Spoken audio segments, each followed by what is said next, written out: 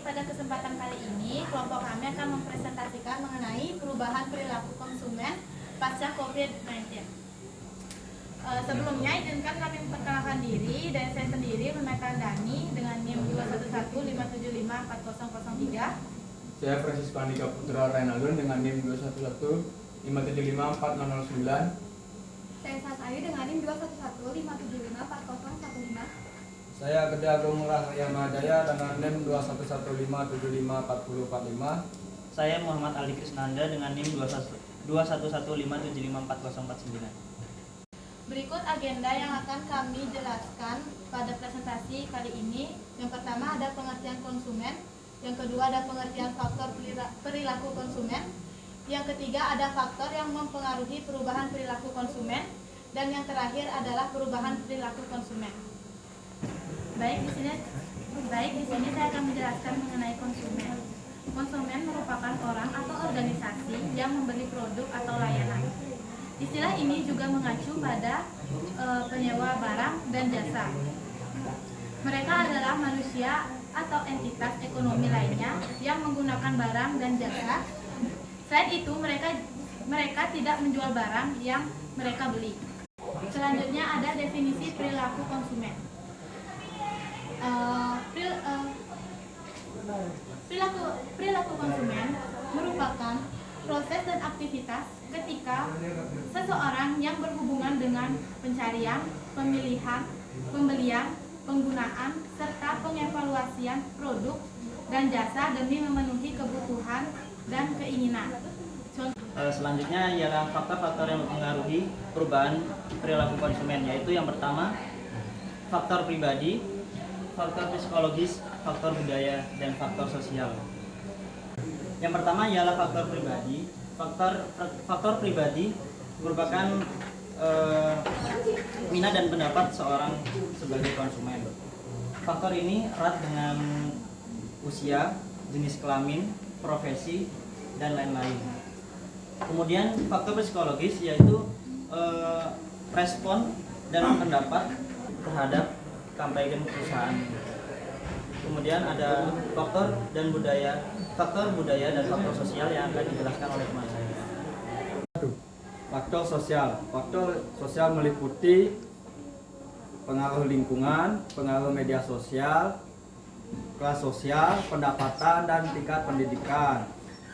Faktor budaya ini menunjukkan bahwa minat pelanggan dibentuk oleh beberapa hal seperti nilai-nilai dan ideologi komunitas, kepercayaan komunitas, kebutuhan keluarga dan komunitas, dan kelas sosial. Adapun consumer behavior after COVID-19. Yang pertama, stay at home lifestyle. Di mana muncul gaya baru hidup di masyarakat, di mana mereka melakukan segala aktivitasnya di rumah, mulai dari bekerja, belajar, beribadah, hingga berbelanja pun mereka lakukan secara online. Sehingga toko yang tidak memiliki situs online cenderung akan sepi pengunjung. Yang kedua, ada back to the bottom of the pyramid. Piramida yang dimaksud di sini adalah piramida Maslow. Piramida Maslow itu menggambarkan kebutuhan-kebutuhan dasar manusia. Piramida ini diciptakan oleh Abraham Maslow pada tahun 1943. Perubahan ini mengacu pada kebutuhan fisiologis, di mana konsumen kembali ke dasar piramida, yaitu kebutuhan fisiologis. Mereka akan membeli barang-barang yang sangat mereka butuhkan, seperti makanan dan kebutuhan kesehatan, sehingga kebutuhan yang lainnya mereka kesampingkan. Sekian penjelasan dari saya. Dan di sini saya akan menjelaskan tentang go virtual. Dengan adanya pandemi COVID-19, konsumen menghindari terjadinya kontak fisik dan beralih untuk melakukan berbagai aktivitasnya secara virtual atau online. Perubahan ini juga membuat belanja online menjadi salah satu alternatif untuk memenuhi kebutuhan, yaitu pembelian konsumen bergeser dari produk yang sifatnya keinginan atau wants ke produk yang sifatnya kebutuhan needs. Dan yang terakhir ada terbentuknya empathic society. Banyak musibah yang terjadi selama pandemi. Terjadi perubahan pada pola konsumsi di masyarakat pada masa pandemi COVID-19. Salah satunya yaitu pengeluaran yang membengkak lebih besar dibandingkan pendapatan. Prioritas pembelian customer yaitu berupa biaya kesehatan, kebutuhan kuota internet atau pulsa, kebutuhan sehari-hari, dan biaya listrik. Baik, sekian presentasi dari kelompok kami. Kami membuka sesi tanya jawab. Saya ingin bertanya, sebelumnya perkenalkan, nama saya Ana Agung Istri Sinta Devi, absen 22 dengan NIM 2115754043. Di sini saya ingin menanyakan, tadi kan dijelaskan kalau ada perubahan, gimana perubahan konsumen setelah pandemi COVID-19 itu. Terus kalian bisa nggak bandingin gimana sih perilaku konsumen sebelum dan sesudah pandemi? Terima kasih. Saya mau bertanya, perkenalkan, nama saya Nimadi Erika Kamarani dengan NIM 211575407. Pertanyaan saya, jadi di masa pandemi kan banyak toko yang ditutup karena mungkin terkendala dengan biaya, sedangkan penghasilan tidak sesuai dengan harga dari penyewaan toko tersebut. Jadi menurut kalian gimana solusi yang terbaik untuk para pedagang agar bisa tetap survive dalam kondisi pandemi? Sekian, terima kasih.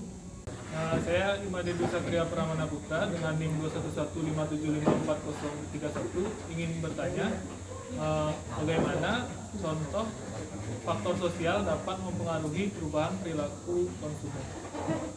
Terima kasih. Baik, saya akan menjawab pertanyaan dari Dwi Satria.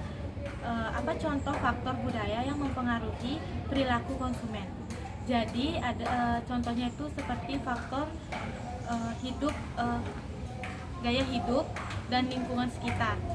Jadi ketika dalam satu lingkungan itu terdapat tren atau mungkin orang sekitar memakai produk yang menggunakan produk merek A, maka orang sekitar atau kita sendiri itu cenderung pengen ikut untuk memiliki atau menggunakan barang merek A tersebut.